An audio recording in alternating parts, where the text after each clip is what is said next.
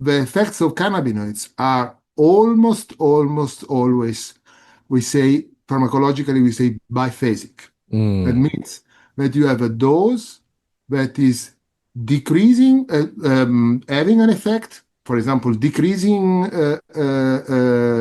anxiety in animals. In animals, you make the experiment. You take your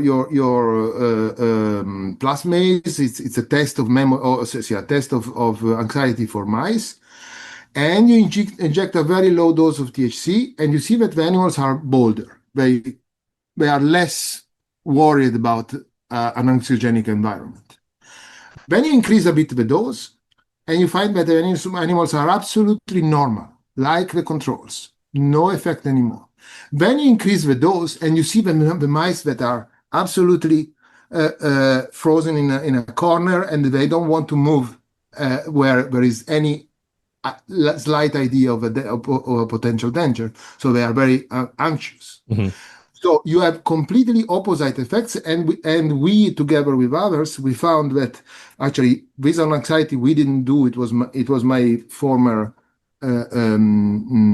supervisor Beat Lutz, and he found that different populations in the brain of CB1 receptor on different cell types are responsible for this. Hmm.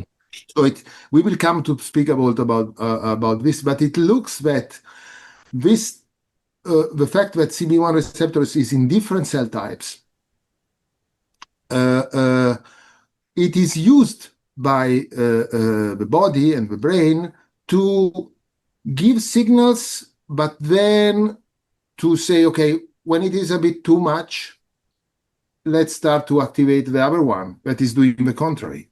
Yeah.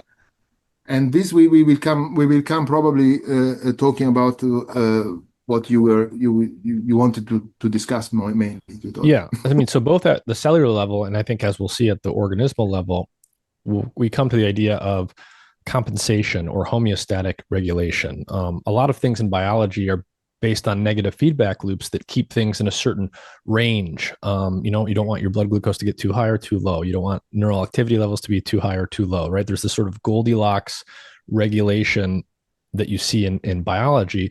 And we think about that, the term for that is homeostasis. And the CB1 receptor system seems to be very closely aligned with this idea of homeostatic regulation.